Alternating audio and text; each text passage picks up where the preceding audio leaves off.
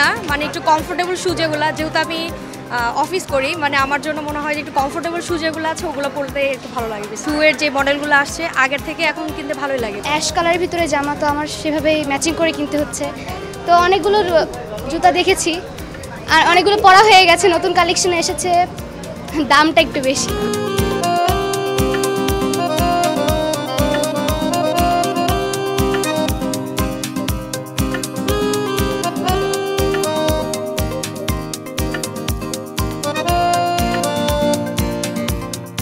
আলহামদুলিল্লাহ খুব ভালো রেসপন্স পাচ্ছি, যেরকম আশা করেছিলাম তার থেকে অনেক ভালোই আসছে। আলহামদুলিল্লাহ সেল হবে, কজ স্টুডেন্টরাই দেখা যায় একটা আগ্রহ নিয়ে থাকে যে ঈদের মধ্যে এমন একটা ক্যাটাগরিতে আমি স্টাইল করব, সো ওই জুতো ওই স্টাইল অনুযায়ী আমি এখান থেকে একটা জুতা পারচেস করব।